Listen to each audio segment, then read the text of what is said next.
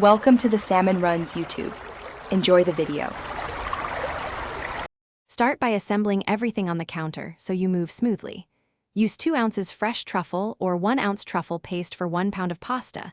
Measure 2 tablespoons butter, 1/4 cup heavy cream, and 1/3 cup grated Parmesan. Peel and mince 2 cloves garlic and have a pinch of salt and 1/2 teaspoon black pepper ready. Fill a pot with 4 liters of water, bring to a rolling boil, and reserve a heat-proof cup with 1 cup pasta water for later. Put 1 pound of dried pasta into the pot of boiling water with 1 tablespoon salt and cook until al dente, about 8 to 10 minutes depending on the shape. Test at 7 minutes.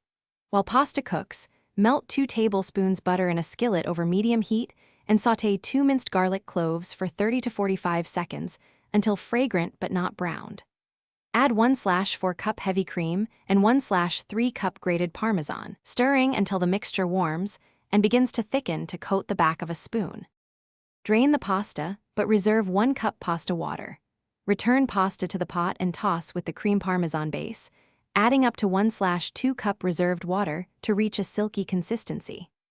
Shave 2 ounces fresh truffle over the hot pasta or stir in 1 ounce truffle paste, then taste and adjust with a pinch of salt and 1/2 teaspoon black pepper.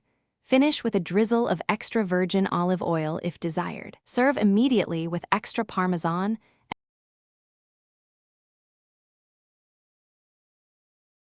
Thanks for watching. Consider subscribing if we helped you.